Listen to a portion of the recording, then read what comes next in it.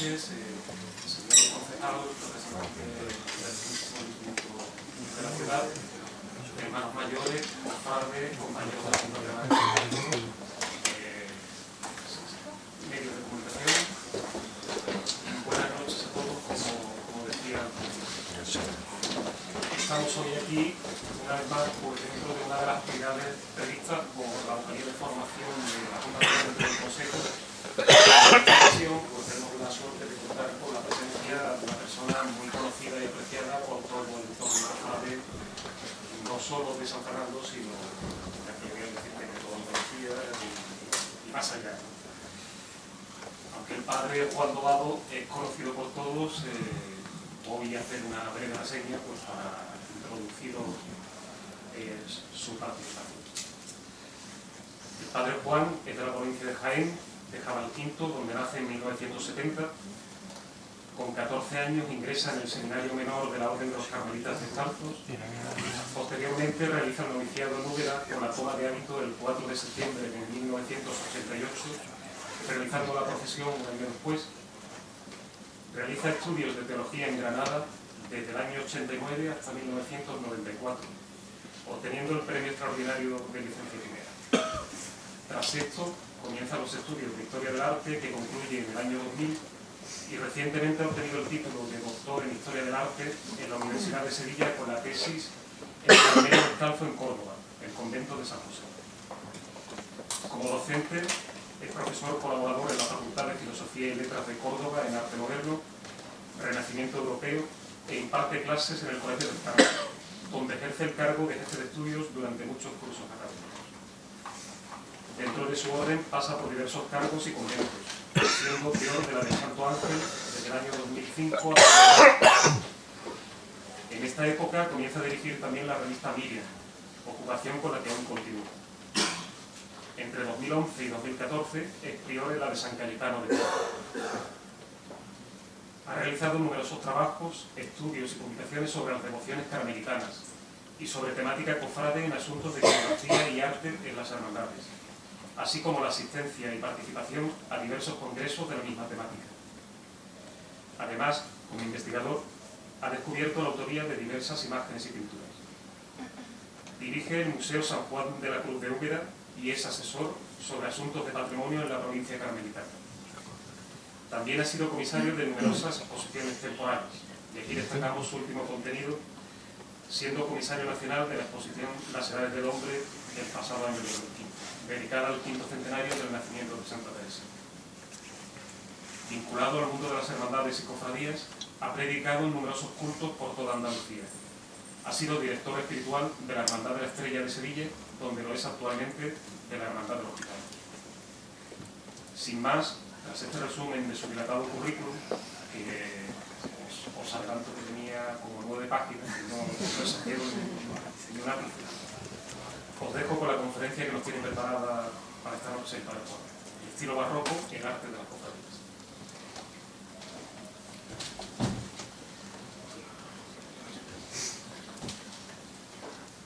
Yo me gusta más quedarme de pie.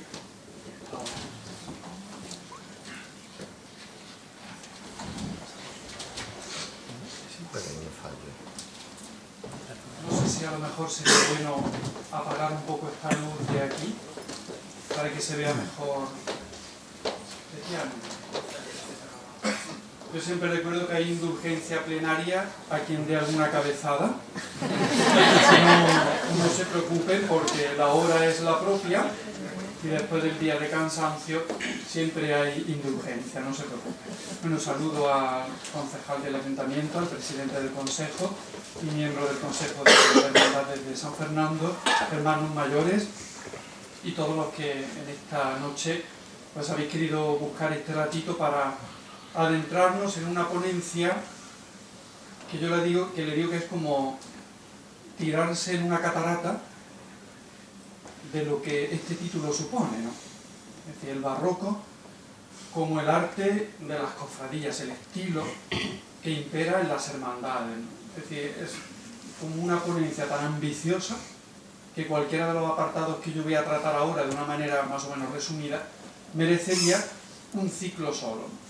Es decir, vamos a intentar adentrarnos en este arte barroco, y yo le he querido dar un poquito el perfil que estimo que es el original de lo que nosotros entendemos de por qué nuestro mundo cofrade es barroco, ¿no? Vamos a ir primero a la esencia y desde ahí luego iremos ampliando el abanico para que podamos entenderlo desde una manera, como es la religiosa, totalmente acertada,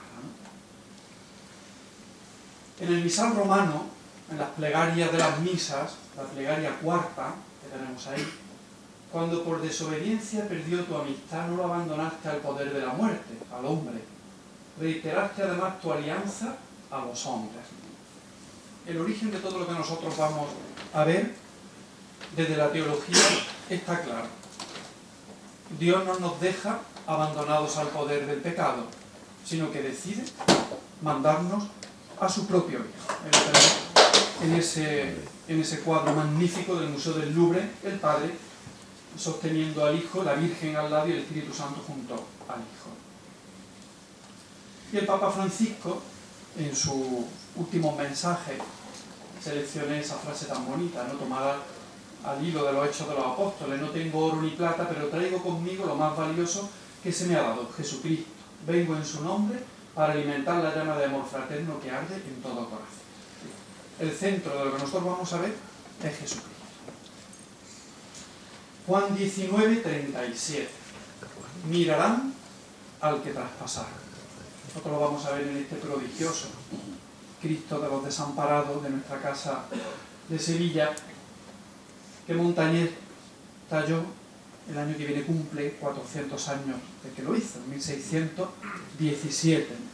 Nos dejó pues esta talla para que apliquemos la frase de arriba, ¿no? Mirarán al que traspasaron. Esto es barroco y esto es cofradía. Mirar al que traspasaron. El fenómeno de la mirada es esencial en el mundo cofrade. Para comprender mejor en este mismo anuncio de la salvación que leamos en la plegaria del misal romano, pues la clave está en el misterio de la encarnación. Dios se hace hombre. Ahí lo tenemos en ese precioso misterio que estaba en un convento nuestro, sin atribución, y que presenté como obra de la Roldán, que ya se ha incluido en los 4 misterios unánimemente reconocidos como de la genial escultora Luisa Roldán, ¿no? El misterio de la encarnación, Dios se hace hombre, seguimos avanzando. Para llegar a comprender nuestra pasión por las imágenes desde la teología, desde el barroco, ¿no?, es imprescindible irnos un poquito atrás. Es muy rápido, no me voy a enrollar mucho en la parte histórica ni teológica, pero es muy importante irnos al siglo V, cuando surge en medio de la Iglesia la famosa controversia entre los que están a favor de las imágenes, los iconodulos, y los que están en contra, que son los iconoclastas. En un momento determinado de la historia de la Iglesia, debido a que la mayoría de la Iglesia se encuentra en Oriente, Constantinopla es la gran capital del Imperio Romano de Oriente, el de Occidente ha caído ya en manos de los pueblos bárbaros, y ahí nos encontramos con un ambiente poco amigo de imágenes, rodeados del judaísmo y del islam, que nacerá pronto, pues ya cuando llegue el siglo VII, gran parte de la religiosidad de ese entorno geográfico es anti-imagen. La Iglesia va a atravesar uno de los momentos más delicados. Las imágenes sí, las imágenes no. La figura clave en ese movimiento la tenemos ahí, el famoso San Juan Damasceno. Ahí tenemos la cronología, muere ya en el siglo VIII, va a ser el que mediante su doctrina deje muy claro lo que para nosotros hoy es esencial, que tengamos imágenes. Es decir, me voy tan atrás en el tiempo porque sin figuras como la de esta podríamos tener un icono en nuestras iglesias y se acabó. Entonces, el Damasceno escribió lo siguiente: lo que es un libro para los que saben leer es una imagen para los que no leen. Lo que se enseña con palabras al oído lo enseña una imagen a los ojos. Las imágenes son el catecismo de los que no leen. En un ambiente totalmente analfabeto del mundo oriental. El siguiente concilio de Nicea, el segundo, recogerá la doctrina de San Juan Damasceno. Le decían piquito de oro, de lo bien que predicaba. Y entonces ahí tenemos ya la concreción del concilio, es decir, esto ya es doctrina de la Iglesia, oficial, ¿no? Así también hay que exhibir las venerables y santas imágenes, tanto las de colores como las de mosaico o de otras materias convenientes en las santas iglesias de Dios, en los vasos y vestidos sagrados, en los muros y tablas, en las casas y en los caminos, a saber, tanto la imagen de nuestro Señor, Dios y Salvador Jesucristo, como la de nuestra Inmaculada, la llaman Inmaculada, la Santa Madre de Dios y la de los honorables ángeles y de todos los santos y piadosos varones. Es decir, el concilio abre el panorama completo de una manera valiente, diciendo incluso que se pueden tener imágenes en las calles, ¿no? Cosa que solo había antes en las iglesias exterior o interior. Aquí continúa explicándonos de manera, por ejemplo, corresponde el honor del incienso y de las luces, eso que gusta tanto al mundo cofrade, ¿no? Aparece aquí, ¿no? Es decir, el rendir culto a la imagen porque es imagen sagrada. El concilio explica que se bendigan y a partir de ahí se les puede venerar porque recuerdan a la imagen verdadera. Entonces, este concilio ya deja prácticamente, fíjense el final, y quien venera una imagen venera a la persona en ella representada. El concilio al final defenderá el valor de la imagen en base al misterio de la encarnación. Jesús se hace hombre, tiene rostro y es visible, por tanto se puede representar. Es decir, el profundo misterio teológico. La síntesis de Santo Tomás, es decir, la Iglesia va avanzando y en el siglo XIII la figura inmensa de Tomás de Aquino pues, nos resume un poquito algunos de los detalles, ¿no? Instrucción del pueblo sencillo, es decir, la imagen tiene el valor de enseñar con la mirada prácticamente a quien no sabe leer ni nada, hacer patente a nuestra contemplación la historia de la salvación y los ejemplos de los santos. Cuando tú entres y ves un retablo con el pecado original, el universal, David y Saúl, etc., ya te va dando la lección de la historia sagrada o los ejemplos de los santos a quien está dedicada la Iglesia o dicho retablo, ¿no? El recuerdo de verlos mueve a la devoción y alimenta la vida cristiana. Es decir, no es solo una representación, sino que el fin es mover a la devoción. Como nosotros vemos ahí, la imagen impresionante de Ocampo del silencio, ¿no? Mueve a la devoción. Últimamente, esto está tomado de un padre, el padre Antonio de Molina, uno de los mejores en pláticas y ejercicios espirituales del siglo XVI, que escribía: últimamente acuérdate de volver los ojos a imitar a la Sacratísima Virgen. Mirad, Señor, a aquel hombre si le conocéis. Está preguntando a la Virgen si el rostro del Ecceomo es reconocible de su hijo. Que no será mucho desconocerle según está, pues sabed que es el hombre que vos engendrasteis. Aquella es la carne bendita de vuestro vientre bendito, los ejercicios piadosos. Estas meditaciones serán muy importantes desde el siglo XIII hasta el siglo XVIII, ¿no? ¿Por qué? El ambiente de nuestras cofradías, de la creación de las imágenes, llevaba incorporada la predicación y los ejercicios espirituales delante de las imágenes, ¿no? Para mover a devoción, para conseguir lo que nosotros vemos ahora, pues cuando estamos viendo el rostro impresionante de la estrella, ¿no? El pseudo Buenaventura, un autor anónimo al que le atribuyeron, resulta que no es del autor famoso franciscano, sino de alguien que le imita, son otro de los autores sagrados que pusieron en circulación textos como el que estamos viendo. Miradle cómo va encorvado, llevando sobre sí la cruz y cómo va muy angustiado. Cómo su triste madre no podía acercarse a él por la mucha gente, se fue deprisa por otro camino más breve. La película de Mel Gibson, ¿recordáis? Había mucha gente y la Virgen va por otra callejuela. Es que Mel Gibson se ha leído esto. Todos los ejercicios espirituales. Yo miré en la película y digo, a ver, ¿qué ha leído este para elaborar el texto? Porque hay muy pocos datos del Nuevo Testamento. Efectivamente se fue al pseudo Buenaventura. Y habiéndolo encontrado, salieron de la ciudad donde se juntan los dos caminos. Mirándole así, cargado de un madero tan grande, se quedó muerta de angustia y no le pudo hablar palabra. Bueno, vemos cómo la escenografía de nuestros pasos recreará estos encuentros a raíz de los textos de la espiritualidad, ¿no? Aquí lo vemos pues, en el paso del Valle de Sevilla,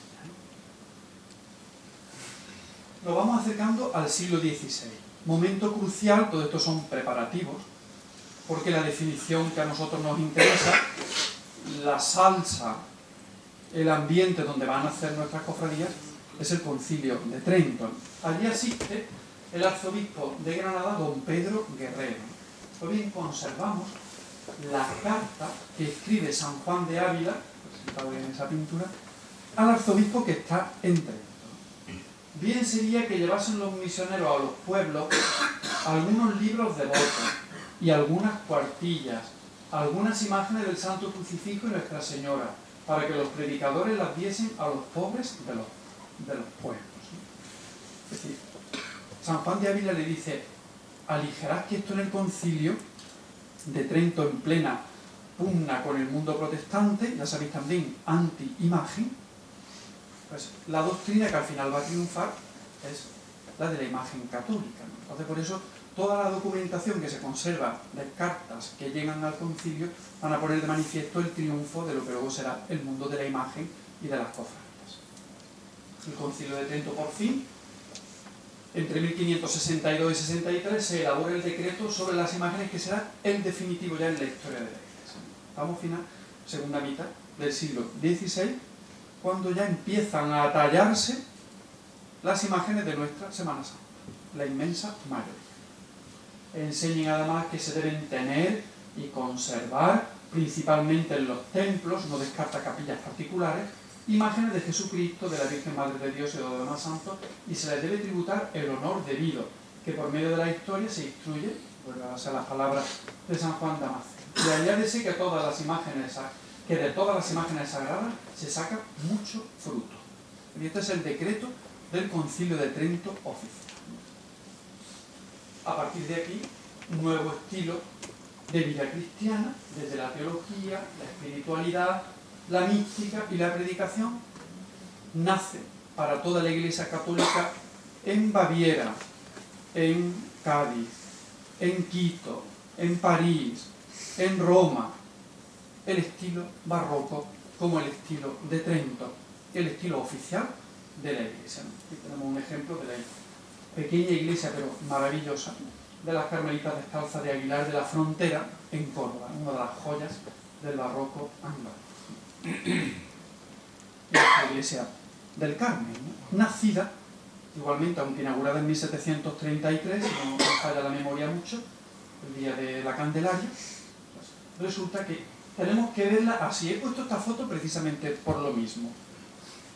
La iglesia en su culto pleno, no solo la escenografía barroca, de un portentoso retablo, todo contrastado con el blanco de las naves para que el oro quede en el presbiterio, sino también pone el altar de culto, las colgaduras, la gente, es decir, forma el todo del barroco, como lo entendemos en un sentido pleno de nuestro estilo cofrade. Importancia de los santos. No nos olvidemos de que el lenguaje de los santos se va a difundir enormemente, cada orden religiosa va a llevar los suyos, las predicaciones se hacen con sus textos. Tenemos la selección de lo que España vive en ese momento, ¿no? España es, en el siglo XVI, no se repite nunca más en la historia. El nivel de santos, la categoría de santos que se producen en ese momento, juntos, ¿no? Fruto de esta religiosidad del ambiente de Trento. Hoy tenemos solo unos cuantos, ¿no? He incluido algunos más de fuera, no son todos españoles, pero el ambiente de fruto del Concilio de Trento es espectacular, ¿no? Teresa de Jesús, Francisco Javier, Felipe Neri, Juan de la Cruz, Juan de Dios, Francisco de Borja, Pedro de Alcántara, es que seguimos, ¿no? Que es una cosa única en la historia. El ejemplo de algunos, he seleccionado, como no podía ser de otra manera, algunos de Santa Teresa, ¿no? Está la Santa, si conocéis, de Arcos de la Frontera, la prioral de Santa María, una talla napolitana. Con tan buen amigo presente, con tan buen capitán, escribe la Santa Jesucristo, todo se puede sufrir. Es ayuda y da esfuerzo, es amigo verdadero. Y veo yo claro que para contentar a Dios y que nos haga grandes mercedes, quiere sea por manos de esta humanidad sacratísima, en quien dijo su majestad se deleita. Son las palabras de la transfiguración. Este es mi Hijo amado, en quien me complazco, ¿no? Pues la Santa dice, gracias a Cristo, hombre, hecho hombre, nosotros podemos rezarle, ¿no? El ejemplo de los santos de que se le recen a Jesucristo porque es hombre, ¿no? Se ha encarnado, lo podemos ver, ¿no? Abrazado con la cruz que vuestro esposo llevó sobre sí. Son palabras de la Santa que calarán cada uno en su orden determinada. Este es el famoso caído, Jesús de la caída de Baeza, atribuido a José de Mora, ¿no? Que nace en ese ambiente del Carmelo de meditar sobre las imágenes de Cristo y explica el Nazareno del Carmen dentro de ese mismo ambiente de devoción del barroco. San Ignacio. El poder de la Compañía de Jesús es de tal manera que no podemos olvidar también las predicaciones, las universidades y colegios que manejan los jesuitas. Ahora ellos pondrán en práctica, dentro de la Contrarreforma, todavía potenciar más la imagen. Y dentro de la veneración de los santos, ya saben ustedes que ellos son los especialistas en las capillas acumulativas de reliquias. Ellos son los que difundirán las reliquias. En Sevilla está en San Luis de los franceses, en Villa García de Campos, en Valladolid, una capilla solo para reliquias, es decir, la veneración de los santos y todo lo que les pertenece. Aquí tenemos igualmente la escena más famosa de San Ignacio, es el encuentro con el Nazareno. Vemos cómo se potencia esa iconografía de rezarle al Nazareno. Los ejercicios espirituales de San Ignacio, otro de los libros clave del barroco, pues nos dice, imaginando a Cristo nuestro Señor delante y puesto en cruz, hacer un coloquio. Como de criador es venido a hacerse hombre y de vida eterna a muerte temporal, y así morir por mis pecados. ¿No leería Vázquez de Leca los ejercicios para encargarle a Montañés el Cristo de la Clemencia? Un coloquio para que él me mire, es que lo ha tenido que leer, sino cómo van a hacer la petición que le hace el canónigo para su Cristo en la capilla, que era una capilla muy pequeña, la Cartuja, donde estaba el crucificado, y solo para, con un reclinatorio, ponerse de rodillas y que Cristo le habla. Es decir, de fondo están los ejercicios de San Ignacio. San Juan de la Cruz igualmente, su episodio más famoso es con el Nazareno.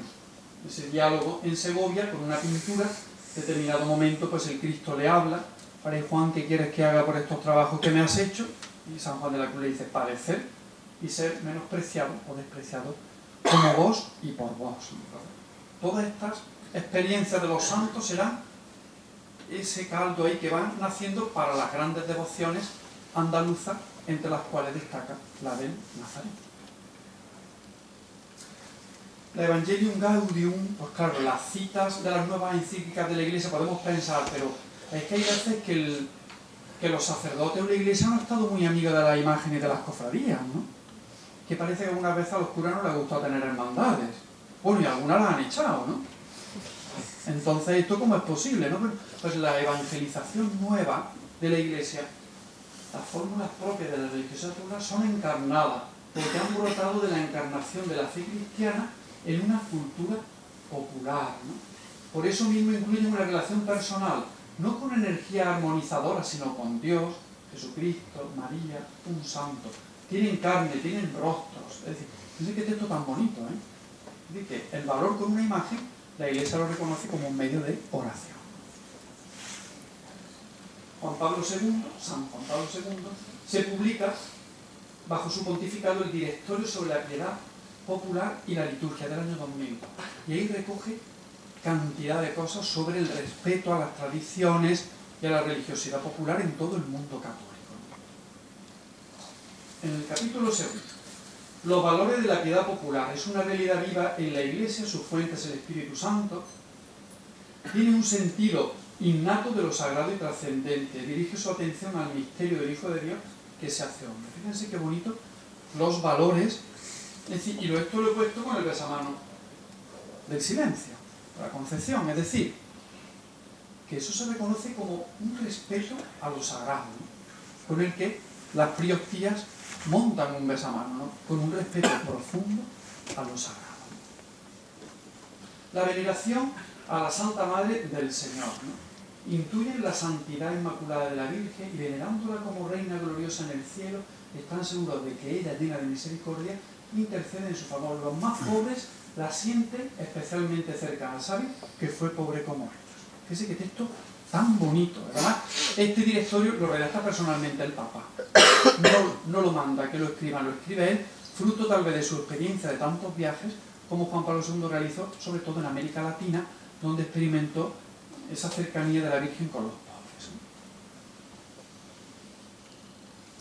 Las expresiones de la piedad tienen mucho que enseñarnos, volvemos al Evangelium Gaudium, son un lugar teológico al que debemos prestar atención a la hora de la nueva evangelización.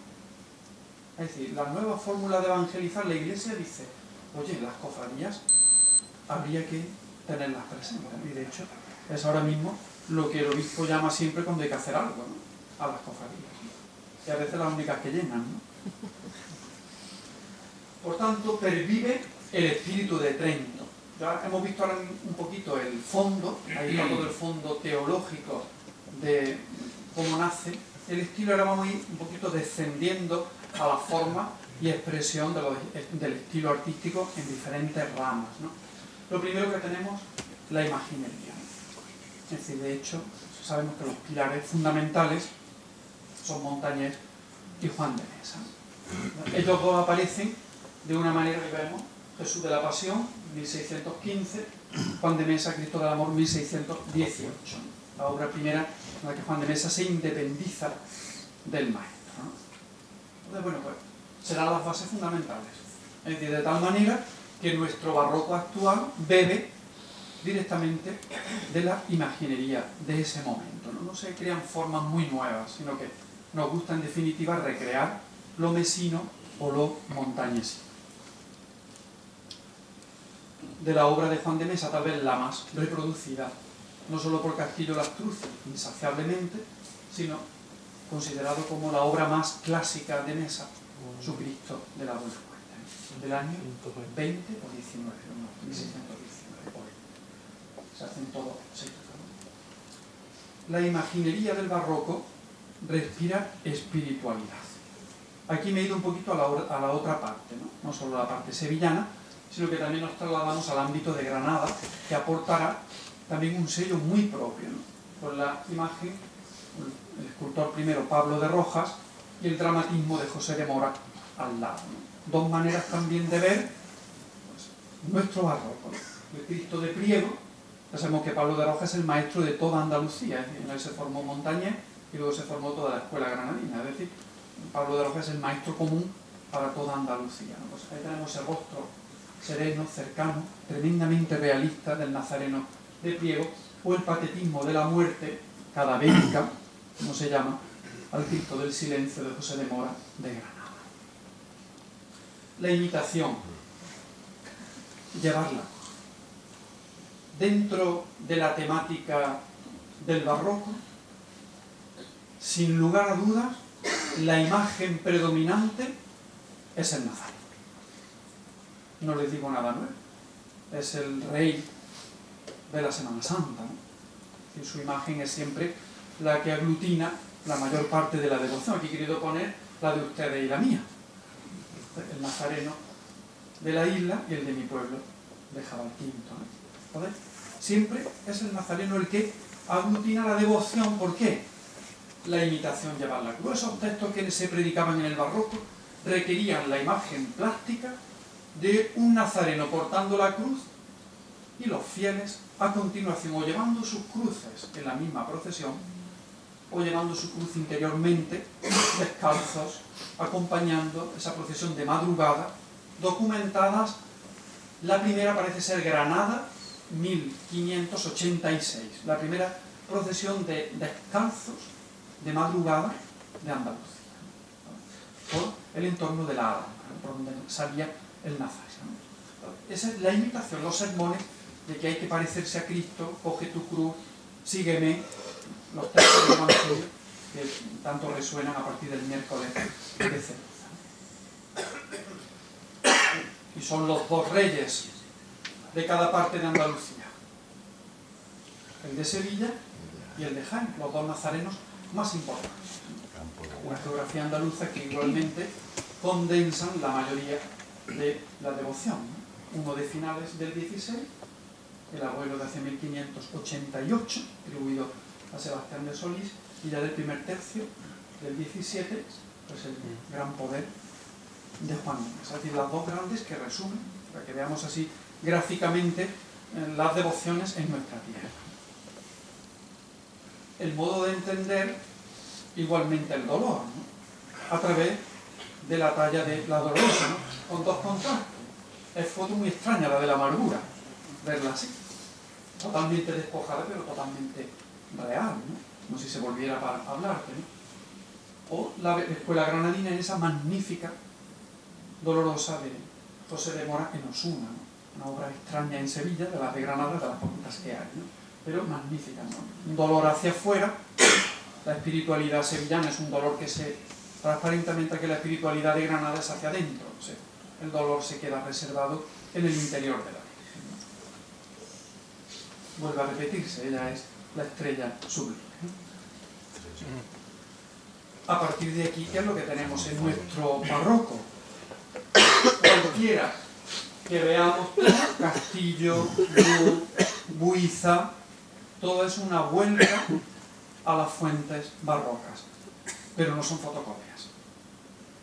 Lo bueno es que no se han hecho fotocopias, sino que, inspirado en ese mundo clásico del barroco, lo mismo que Juan de Mesa o Montañés se inspiraron en ese mundo clásico greco-romano, pues ahora los nuevos escultores, bebiendo en la fuente de Montañés y de Mesa, pues crearon obras, como vemos, el Cristo de San Gonzalo o el Cristo de la Sangre de la Hermandad de San Benito, obras maestras, ¿no? Y no son una fotocopia ni del amor ni de Jesús de Pasión, que va. La creatividad permite beber en la fuente, pero sin embargo aportar, que es lo que sucede con nuestra imaginería tan valiosa, que siempre aporta, aunque hay una fuente, pero es el barroco el que permanece vivo. Excepciones hay también, está Mariano Benlliure, hay algunos que no beben tanto del barroco, pero la mayoría de los estilos pues tienden hacia este ejemplo, ¿no? En las fuentes del barroco. Yo lo he puesto como algo gráfico nada más, ¿no? Los nuevos imagineros, como Romero Zafra, pues igualmente traen este despojado y el primer año que sale esa es la foto. Una imagen vale más que 1000 palabras. Entonces, nos gusta el barroco. Y el barroco con un toque realista, a lo mejor tal vez en el estilo de Romero Zafra, pues algo más sangriento, en algún, son los ecos de la sábana santa. Me he querido poner a Miñarro por su excesivo realismo, pero son los ecos de los nuevos, es la aportación de nuestro tiempo, es decir, el estudio de la sábana hace que nuestros imagineros digan, no, Cristo no va a estar tan limpito, ¿no? Tiene que estar más sufriente, ¿no? Pero siempre bebiendo, lo he dicho en las numerosas entrevistas que se le ha hecho, que sus fuentes siguen siendo pues, Juan de Mesa, Montañés, Arce, Roldán, los grandes del barroco andaluz. Pasos procesionales, ¿no? Vamos a ir viendo como una pequeña evolución, he puesto el que se considera pues, uno de los mejores, el mejor paso del barroco, conservado de Gijón, que lleva pues, el portento encima del gran poder, pero ese es el modelo que a nosotros nos gusta. Lo que hagan después todos los grandes tallistas, pues será recrear la canastilla que más gusta del barroco, que es la del gran poder, ¿no? En cualquiera de sus múltiples variantes, enriquecidas de cualquier manera, pero siempre el ejemplo de este paso portentoso, ¿no? Que no siempre fue así. Aquí tenemos algunos ejemplos, hay muchos. Esto es una procesión de Oviedo. Pues lo más sencillo, una parihuela, donde la imagen va portada de lo que es la Virgen del Espino o algo así se llamaba, no me acuerdo. Pues, una cosa sencilla, así fue el inicio en cada lugar de las procesiones de Semana Santa. Harto pobres, como dirían Santa Teresa. Vamos evolucionando y nos vamos encontrando con el predominio en un primer momento de la peana, ¿no? Lo primero son grandes peanas en algunos determinados sitios, como esta zona malagueña, que son peanas de carrete, ¿no? Con una sencilla base, una mesa para dar los varales donde se lleva a hombro directamente por fuera, ¿no? Este es el caso de la espléndida Semana Santa de Antequera, considerada una de las más puras, originales del barroco andaluz, ¿no? Que conserva y defiende su estilo propio ya acrisolado en el siglo XVIII. Es decir, la mayoría de los elementos que vemos pertenecen tanto madera, bordado, plata, desde entre 1750 y 1820, es decir, casi todas las piezas, ¿eh? Entonces, estamos viendo una cosa forjada en el puro barroco. Esto no es una copia ni nada, es lo que es, ¿no? Original. Ahí lo tenemos más cerca, ¿no? Esta es nuestra iglesia antigua de los carmelitas descalzos de Belén, en Antequera, con los 3 pasos, ¿no? La columna de Andrés de Carvajal, el caído, que no podía faltar, de José de Mora, y la servita de Márquez al fondo, ¿no? Es decir, con sus peanas, sus pasos, todo en su estado original, ¿no? Con sus horquilleros, también muy en nota común al estilo gaditano, que igualmente recuerda que los portadores o cargadores, como ya cada sitio lo llame, tenían que descansar porque iban directamente pues llevándolo sobre el varal o sobre el travesaño, como cada uno lo llame. Pero aquí encontramos elementos totalmente originales de esa estética que nos tenemos que imaginar en casi toda Andalucía, ¿eh? Tanto de pasión como de gloria. El templete, otra de las modalidades, ¿no? Esas fotos están un poquito con baja resolución del templete de nuestra patrona, que recuerda la otra modalidad de procesión, muy italiana, es decir, muy propia de Sicilia, y posiblemente llegase a través de tantas cosas italianas como vinieron a nuestra tierra, en concreto pues a Cádiz y a San Fernando. Como se nota que con internet no se me da bien, ¿verdad? Buscando las fotos son de baja resolución. Esta me ha costado horrores encontrar una foto buena de la magnífica Soledad de Écija, ¿no? Que es, el moldurón es nuevo, pero lo que ella importa es la peana, la ráfaga y la impresionante media luna de Damián de Castro, todo el conjunto de plata documentado en 1770 ya. Esa es la estética. Que Écija conserva igualmente una parte muy importante, sobre todo en los pasos de Virgen, netamente barroca, ¿no? Es decir, ejemplos que apenas han cambiado con el paso llano, ya prácticamente así salen 2 o 3, y el resto, se vio en la reciente Magna, decía ya son palios al estilo sevillano, como más se suele clasificar. A través de los grabados podemos ver cómo se forma un cortejo de una procesión, ¿no? En este caso, la liturgia de la Iglesia es la que impone el origen de nuestros cortejos de Semana Santa. Los más vistosos serán siempre los del Corpus. Aquí tenemos el Corpus en la plaza de San Francisco en 1734 o 54. Entonces ahí tenemos el cortejo, con muchos de los pasitos que algunos siguen saliendo, es decir, el cortejo propio que el mundo cofrade toma de la liturgia católica, ¿no? Es decir, incluso en todo, lo veremos en la indumentaria, igualmente también es herencia de lo que es la celebración litúrgica en el interior, y como es una celebración que sale al exterior, pues se amplía y se acomoda al número de hermanos, etcétera, pero siguiendo el orden de la liturgia. Tenemos este cuadro magnífico de la procesión del famoso Cristo de San Agustín, la gran devoción de Sevilla, perdido en el 36, estaba en San Roque, y tenemos, pues bueno, ahí se va formando el cortejo tan grande, ¿no? Las órdenes religiosas, las cruces con mangas de las parroquias, los penitentes con sus cruces, la gente con cirios, etc. Es decir, va todo organizado perfectamente, ¿no? Es una procesión derogativa del siglo XVIII, una acción de gracia al famoso Cristo de San Agustín. En otro estilo conservamos la serie de cuadros en el Museo de Bellas Artes de Sevilla de Domingo Martínez con motivo de la visita del rey Fernando VI a la tabacalera, y se realizaron una serie de carrozas alegóricas, parece en profano lo mismo que en religioso, ¿no? Es decir, la procesión recuerda la estructura de lo profano, se hacía hasta copiando el orden de la Semana Santa. Es decir, la liturgia se impone en todo el mundo barroco en cualquiera de sus expresiones. Los misterios o la pintura en talla, ¿no? Bueno, asistimos a lo que es una expresión muy propia del barroco, escenografía, teatro, representar en un paso lo que nosotros hemos visto en una pintura o lo que hemos leído en un evangelio. A partir de ahí vamos a ver diferentes ejemplos de cómo van naciendo en el barroco estos grandes misterios de talla, ¿no? Dentro de los que siento especial predilección se encuentra este de la Sagrada Mortaja, nacido todo él en el ambiente de Roldán, estamos hacia 1660, 70, uno de los más valiosos de la Semana Santa, y que nos muestra, en unión con el bordado, con la talla y todo, la riqueza de poner en escena un misterio que luego ha sido copiado ya de muchas formas, ¿no? Pero este es, podríamos decir, como el más auténtico, porque es el más antiguo, de lo más antiguo que se conserva.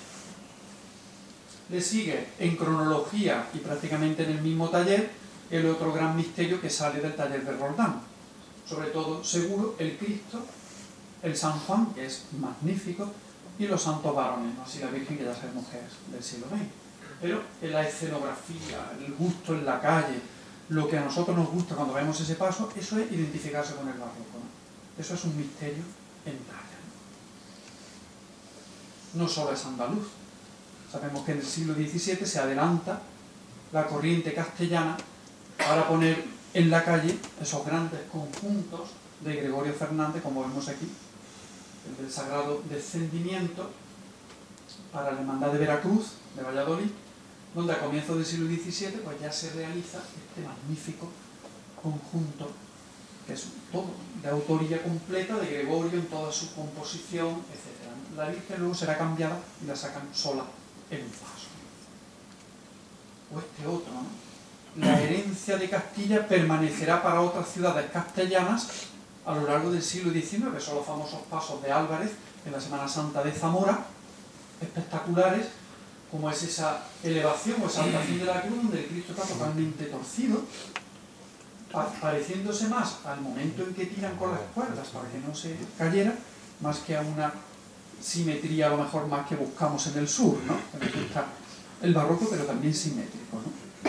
Estos son los pasos que forman parte de la Semana Santa magnífica, muy desconocida, de Zamora.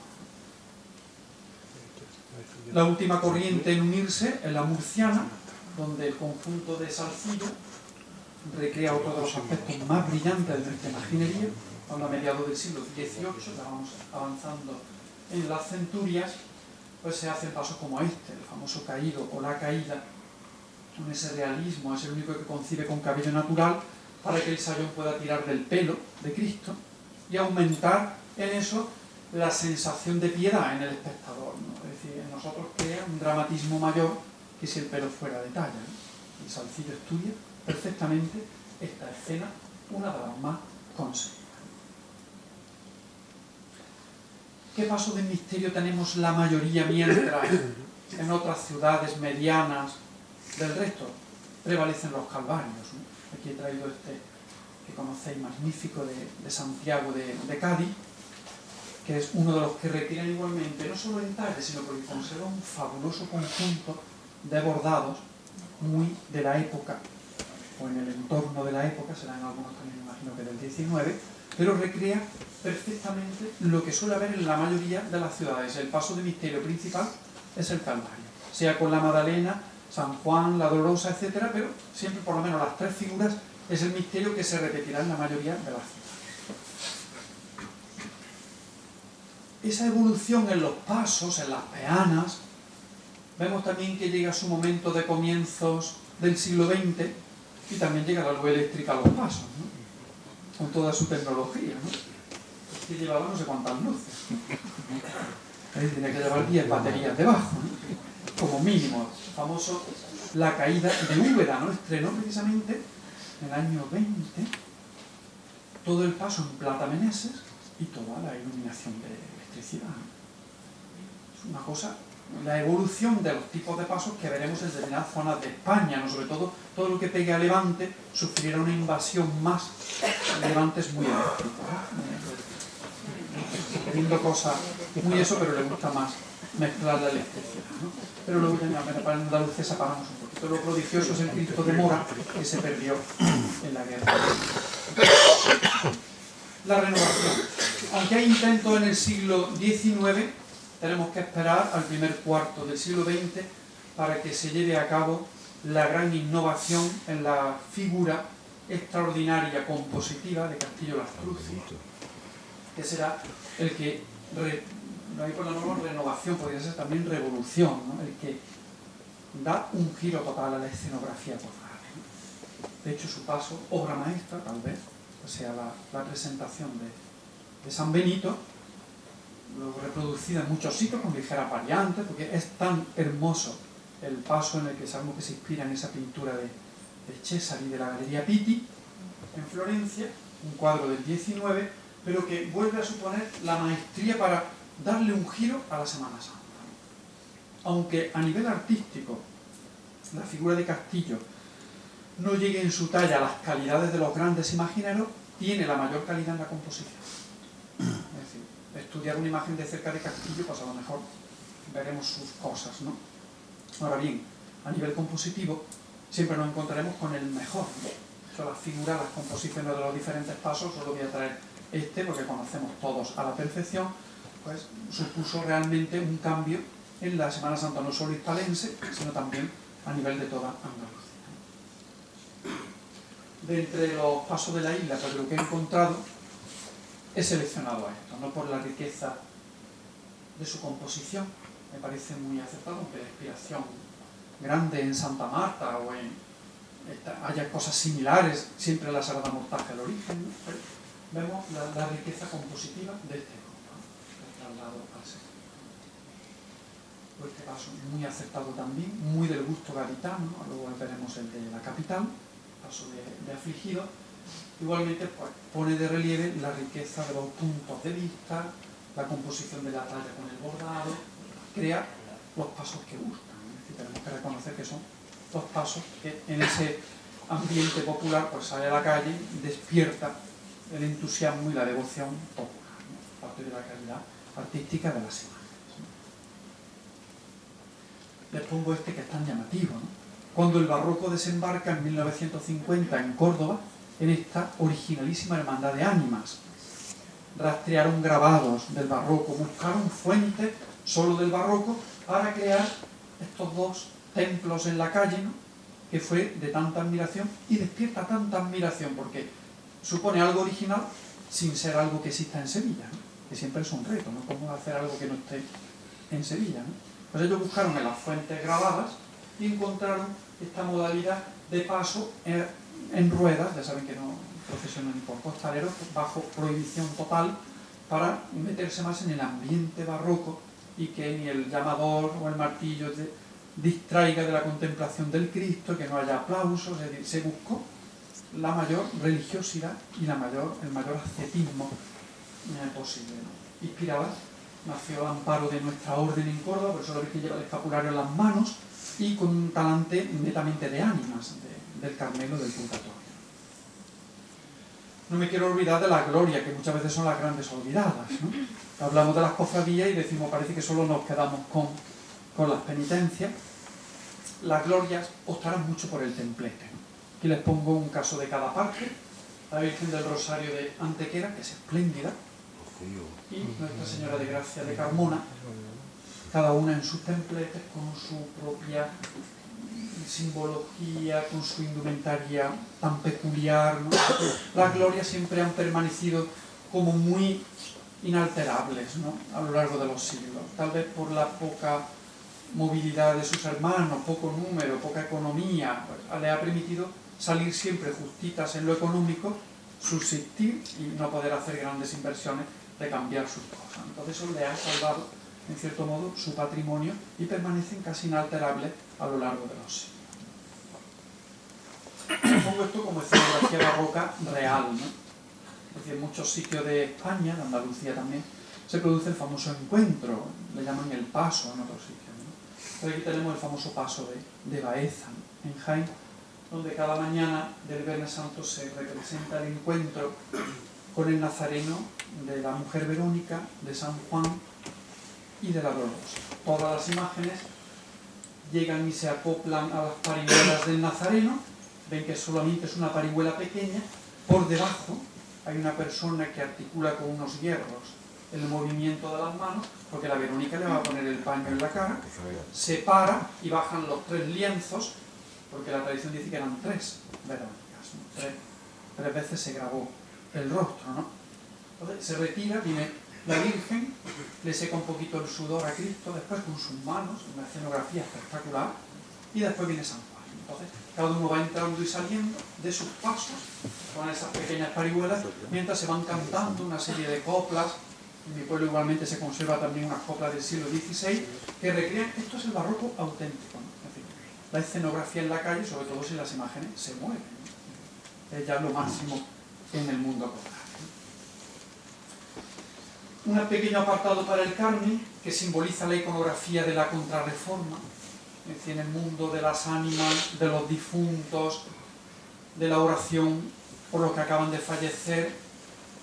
La iconografía del Carmen se delimita de una manera muy rápida y adquiere una popularidad enorme, independientemente de que haya carmelitas o no lo haya, ¿no?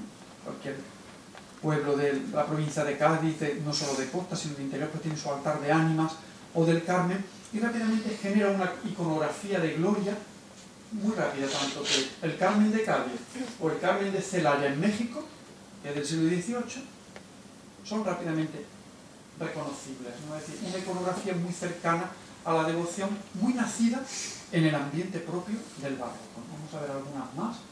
El caso de Jerez y Córdoba, entonces dos de las grandes también devociones carmelitanas andaluzas, y vamos a meter un poquito en el bordado. Aquí había para 8 conferencias y media, y seguro que los que hay aquí, algunos me dan 40 vueltas. Entonces, aquí vamos a rastrear algo, ¿no? Lo que hay ahí ya, eso abre apetito, ¿eh? Lo que vemos en la imagen es un espectáculo, ¿no? La soledad famosa de Cabra, atribuida a Pedro de Mena, la imagen, ¿no? Todo lo que vemos, fijaros, todo de rocalla, y no es del 18, es del 19, de 1851. Es decir, se borda a partir del 18. ¿Qué es lo que hacemos hoy? Recreamos modelos de barroco, de rocalla, pero en cualquier momento a partir del siglo XIX y XX, ¿no?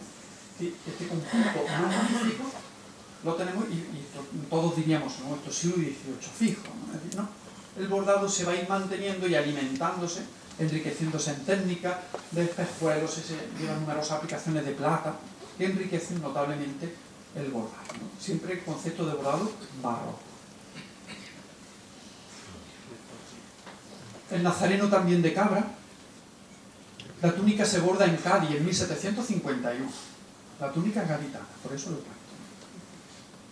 Y luego al lado, pues el conocidísimo, el ceomo de Cádiz, con lo que es una clámide, no es un manto, es una clámide, ya de estilo más romántico, una pieza soberbia, a mí me llama muchísimo la atención desde la primera vez que lo vi, pero volvemos a decir lo mismo, una túnica netamente del 18, y un bordado, aunque sea romántico, pero pleno de barroquismo, ¿no? Que lo que va a perdurar en el bordado de nuestra tierra, sobre todo, porque hablamos, me voy a centrar en Andalucía porque en Castilla casi todo es de talla completa. En la isla, pues llama la atención mucho estos dos ajuares. La túnica buena, no la que se le suele ver, sino la túnica buena del Nazareno del Carmen, una pieza sencillamente majestuosa, necesitada de una restauración, le haría falta. Eso sí que es 18 también auténtico, contemporáneo de esa pieza de Cádiz, bordado seguramente en Cádiz, ¿no? Y los bordados más coquetos y discretos de la misma Dolorosa, pero igualmente del siglo XVIII. ¿No? Aparte de esos conjuntos tal vez más antiguos, en la isla hay algunos conjuntos destacables, de los que se pueden saber. Esta foto es muy interesante. Ya saben que me gusta mucho la estrella, por tanto. Lo tienen que aguantar y lo siento, ¿no? Pero bueno, no hay ningún dolor para nadie, claro. Pero vemos, esto es lo que se va a ir forjando en las Dolorosas sevillanas desde finales del siglo XIX hasta hoy, ¿no? Lleven el tocado más amplio, menos amplio, pero este conjunto, la belleza de esta fotografía, por el comentario de esto lo he sacado, no sé si de un foro, siempre eternamente estrella, ¿no? Pone debajo. La frase pasa que no me cogía. Pero vemos la estética que al final triunfa en el barroco de las imágenes de vestir, ¿no? Sea el manto más bien, como sea, pero esta es la estética que al final ha imperado desde finales del XIX en las Dolorosas andaluzas, ¿no? El palio. Bueno, pues, en la evolución del palio existen las pinturas antiguas del palio del silencio de Sevilla, que es la más antigua, pero como esa la conocen todas, me quedaba con la Soledad de Cantillana, que tiene ese palio tan personal en un estado de conservación muy delicado, pero que la convierte en uno de los palios mejores, ¿no? Junto con el famoso totalmente de Alcalá, en la provincia de Sevilla, que ha conservado en los pueblos siempre, pues las cosas se mantienen más, ¿no? Pero esa es la estética que ya en el 18 existe, ¿no? Esos palios rígidos, que luego vamos viendo cómo evoluciona en el 19 a ese palio primero de la Macarena conservado actualmente en Aracena. Los primeros ejemplos son palios rígidos, simplemente es un templete para... es más idea de templete que de tela bordado para que se mueva. La idea es un templete para la Virgen. Es totalmente litúrgico en el origen, eso es donde se ve. Se ve cuando el Santísimo sale a la calle, desde la Palma del Condado, me parece. Entonces, el corpus sale y el Santísimo tiene que ir bajo palio, ¿no? Es el palio litúrgico. Ese es el origen total de este elemento que luego pasa a significar tanto en nuestras semanas. Palios de respeto, como el que lleva Magnífica, las Angustias de Granada, que lo llevan detrás un grupo de los horquilleros suyos de caballeros, el cuerpo real de caballeros de las Angustias, pues en caso de que lloviera hoy, pues los palos son enormes, son unos palos de madera muy altos, que ellos llevan metidos en forma triangular, que el palio lo llevan muy cerrado, y si llueve se abre y ya el palio adquiere la altura para meter y cobijar a la Virgen si llueve, ¿no? Es uno de esos testimonios de cómo el palio no iba siempre incorporado a la imagen, sino que también podía ir detrás en caso de auxilio, porque es una prenda para proteger a la Virgen. Y en el centro ella, que es única. Auge desde el 19. Ojeda vuelve a ser junto si Castillo Lastrucci es el innovador en la composición y la teatralidad. El bordado se revoluciona igualmente con Rodríguez Ojeda. Hay también un grupo, la Santune, un grupo de bordadores magníficos, pero la posibilidad de trabajar para la Macarena hace que todo lo que haga Ojeda pues tenga un relieve mayor, ¿no? En el mundo cofrade hispano, porque ya todos miran hacia Sevilla, ¿no? Hoy tenemos las revolucionarias bambalinas de ese primer palio, después del de plata, ese ruol que está en Aracena, le sigue ese palio oscuro de la Macarena, con una de esas fotos preciosas, ¿no? Que después pasará, en los años 20, ¿no? En 1910, pasa a la Hermandad de la Estrella, que lo conserva como uno de sus tesoros patrimoniales. Es la primera vez que se recrea ese tipo de bambalina. Es la primera vez que se dejan los palios de cajón y aparece esa gracia del bordado, la bambalina con sus entrantes y salientes, el primero. A partir de ahí, pues ya imaginemos cada uno lo que queramos, porque ya todo será de cajón o alternando este ritmo que inventa Ojeda. El modelo. Quedaron los dos modelos perfectos. A partir de ahí, pues, el modelo de la Esperanza Macarena y el modelo de la Amargura, los dos cánones para la Semana Santa, ya a partir de cualquier lugar, ¿no? Que tenga su inspiración, por supuesto, en la Semana Santa sevillana, ¿no? Modelo elegante, sobrio, en su sobriedad de cómo se mueve la amargura, y luego el modelo pues más de una hermandad alegre, de bulla, como es la hermandad que prevalecerá luego después ya de su palio rojo, vendrá este de malla, donde se crea el modelo de malla como hermandad alegre, como lo caracteriza a la Macarena. Todo lo que viene después, ahí tenemos a Elena Caro con el manto de la coronación, 64, la fotografía esa tan extraordinaria, ¿no? De la terminación, con esas últimas puntadas, ¿no? Del manto de coronación, ¿no? Pero todo va a ser ya recrear el modelo Juan Manuelino de una manera o de otra, pero siempre moviéndose en ese barroco. Aquí hay miembros de un taller que pronto harán cosas como estas, ¿no? Todo eso ya es herencia de esta manera de trabajar. Pero no nos olvidemos, no podemos decir el palio del Buen Fin es neogótico. Es neogótico, pero es barroco. Porque hasta el neogótico es barroco. Cualquier estilo se hará barroco. La canastilla como es un neogótico, pero tiene que estar multiplicado por 10. Todos los estilos van a sufrir una barroquización, sea la rocalla, el gótico, el renacimiento, casi todo. El renacimiento es el palio de la universidad. cómo es ese renacimiento. Entonces, se entenderá todo dentro de una barroquización de todos los hechos. También hay palios de gloria. Tenemos ahí dos cármenes de palio, la cordobesa y la gaditana, igualmente como otras muchas glorias, pues, tienen herencia de ese gusto y otras muchas glorias que llevan palio de diferentes advocaciones, ¿no? Recreados en el barroco como siempre. El esplendor de la liturgia, ya voy terminando. No he querido dejar de poner, cuando montamos un altar de cultos, y pensamos, vamos a ver ahora algunos ejemplos de altares de culto a esa mano, claro, lo que tenemos de fondo es la liturgia católica, ¿no? La mejor liturgia católica se celebra el Tríduo Santo, jueves, viernes y vigilia, ¿no? Ahí es donde la Iglesia hacía gala de la mejor ornamentación de sus textos. Ahí es donde se ve lo que luego el mundo de las cofradías pondrá en escena. Los grandes paños cubriendo los retablos. El Viernes Santo se cubrían todos los retablos con un paño negro, porque era el oficio de tinieblas. Y todo eso aparece como un invento primero en la liturgia, que después pasará al mundo del montaje de la cofradía. Ahí tenemos el monumento del Jueves Santo de la Catedral de Sevilla. La foto está del año 1920, aquella es el monumento reducido ya de los años 50-60, que ya es de las últimas veces que el monumento está todo guardado, por lo visto, en la catedral, desmontado, a la espera de que alguna vez se vea, ¿no? Fíjense el monumento tan espectacular. Eso era un monumento, pero se llama la palabra así, monumento.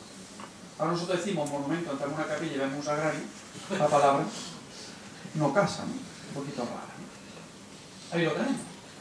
El silencio y el gran poder pasando por el monumento. Esa era la visita al monumento. Los pasos, la estación de penitencia era saludar y rezar ante el Santísimo en esa cosa tan espectacular. ¿Qué sería ver eso ahora montado? Y todas las catedrales lo tenían. De la de Cádiz, además, la de Cádiz, parte de las esculturas son de la Roldán, pintadas en blanco porque era una arquitectura muy sobria, pero algunas son de ella, ¿no? En esa liturgia, claro, si estamos en el barroco, vámonos al barroco, ¿no? La liturgia tridentina es esto, ¿no? La misa de espalda, los relicarios, los paños, los frontales de altar, la dalmática, todo lo que vosotros os ponéis. O ponéis en su lugar, ¿no? No vaya a poner frontal de altar, ¿no? Pero todo lo que se usa es esta escenografía de la liturgia barroca que se lleva al mundo. Y ahora tenemos que decir que solo el mundo de las cofradías lo ha salvado. La Iglesia veis que ya poquito lo usa, ¿no? Y ahora mismo este lenguaje barroco se ha salvado gracias al mundo cofrade. Las dalmáticas, ¿no? Estas son de la quinta mesa. Claro, ahí tenemos un poco pues, ese conjunto de la escenografía. Eso no es para sacar ciriales. Son un ornamento del diácono y subdiácono que se usaban en la liturgia y que sin embargo gustan tanto que se copiarán para elementos, y de hecho hay algunos diócesis que no se pueden usar. Los obispos han prohibido, Jaén creo que ha prohibido la dalmática, solo para el diácono.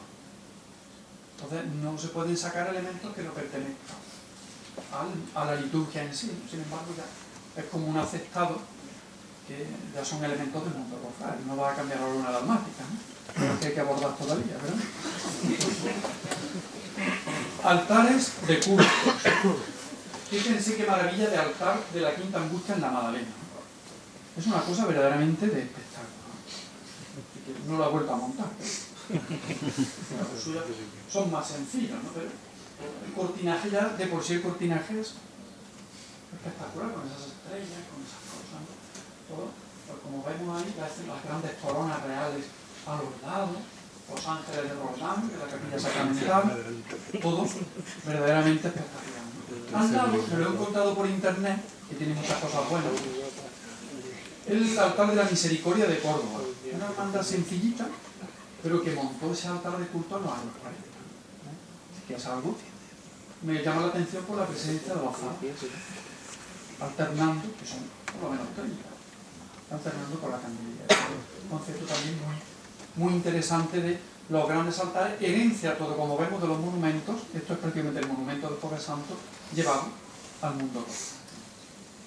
De los de Sevilla, que hay tantos, me quedo con este, que me gusta, el subterráneo, en los terceros, una hermandad de un gusto exquisito en sus montajes, pero que impresiona, ¿no? Desde el foro alto, la fotografía de esa escenografía tan llamativa. No sé si ahora vamos a más o menos cero.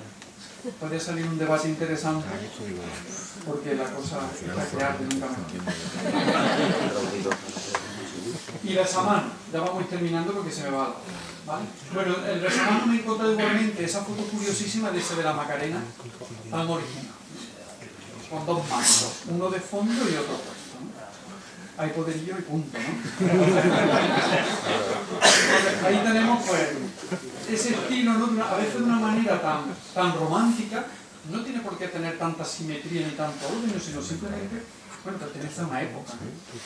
Pero es una composición tan acertada que gusta, ¿no? Luego, sin embargo, la Macarena que nosotros recordamos siempre en su besamano es el besamano de la escalinata, ¿no? Por así he buscado esa, por recordarnos lo clásico de ella, ¿no? Ahora ya tiene otras ideas, pero la Macarena parece como que siempre ha sido ya bajando por esa escalera. Me gustaba también este, ¿no? Este grupo portentoso de afligidos de Cádiz. Cádiz tiene muy buena Semana Santa, no solo en la capital, sino en toda la provincia, con muy buena imaginería y muy buenas piezas artísticas, sobre todo de bordado, ¿no? Entonces, bueno, pues aquí tenemos uno de los conjuntos también más espectaculares, ¿no? Las tallas magníficas también de Peter Rennie, creo que era el escultor del grupo, del Cristo y de la Virgen, pero sobre todo a veces no hay tanta cosa, sino es que las tres son buenas, ¿no? Entonces, y todo es bueno, entonces a veces lo sencillo con lo bueno se lleva estupendamente. El besamano de nuestra patrona, tan bonita como ella siempre, con el marco arquitectónico, sus magníficos conjuntos de bordado, que igualmente pues atesora de tantos siglos, ¿no? El montaje del besamano, ¿no? Que recordamos que no es algo antiguo, una cosa totalmente vinculada al primer tercio del siglo XX, cuando la Macarena lo comienza a realizar, aunque algunas patronas de pueblos también tienen documentado su besamano, algunos más antiguos que el de la Macarena. Aquí no entro porque no tengo ni idea, pero la música también es barroca. Esta foto me llama la atención, el puente, que no sé si se van a caer ya, es el puente de Triana, de las hermandades que pasa por allí. Yo paso con la estrella y no sabemos si un día las barandas se van a abrir del puente, pero la música también es barroca, ¿no? Y yo percibo ahora un barroco, sobre todo en cornetas y tambores. Las marchas se barroquizan tremendamente, ¿no? Son complicadísimas las composiciones musicales, buscando un efecto de llamar la atención, no solo a través del movimiento del paso, sino también de los cambios de sonido. No tengo ni idea, pero yo percibo, cuando, sobre todo, porque claro, las bandas de música son más clásicas, ¿no? Pero las bandas de corneta es un despliegue total de lo que es la barroquización de la música, ¿no? Y tampoco se nos puede olvidar, ¿no? O la barroquización del incienso, ¿no? Cada hermandad tiene su incienso. Sí, hay 2.500 inciensos en Andalucía, ya registrados, creo, de la hermandad mía de tal sitio, la barroquización de la flor, de todo. Vemos que pertenece cada uno de los elementos prácticamente a ese mundo barroco que define cualquier elemento. No entro tampoco ni en las túnicas de los nazarenos, que también se han barroquizado, es decir, pero todo es un mundo que envuelve a nuestra Semana Santa. Feliz día del Niño Jesús de Praga, que es hoy, con ese mundo barroco en plata que lo recuerda. Bueno, muchas gracias a todos.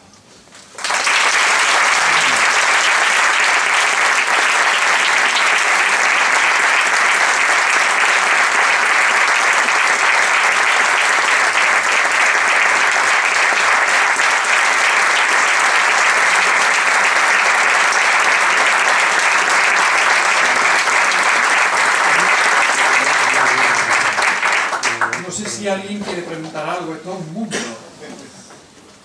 Alguna cosa, otra. Esto es tan amplio que puede haber hasta cientos de versiones, de opiniones, etc. ¿No? Es un mundo, como les digo, muy rico, es difícil de... Yo no he podido nada más que hacer lo que he podido hacer. Más síntesis no puedo, ¿no? ¿Alguna cosa que ustedes quieran compartir? queda usted muy callado. Pero nuestra Semana Santa merece la pena, eso sí que hay. Y trabajar por ella desde todas las hermandades y de todo el patrimonio que se genera. Y es el único modo de que el barroco siga resistiendo en nuestra tierra, ¿no? Piensen que si no fuera por las hermandades no tendríamos apenas nada, ¿no? Orfebrería, bordado, imaginería, música, sería totalmente pues una laguna y una... Por eso el barroco nos define y a nosotros además nos gusta ser barroco. Pues nada, si no tienen ninguna pregunta, pues buenas noches y que descansen todos.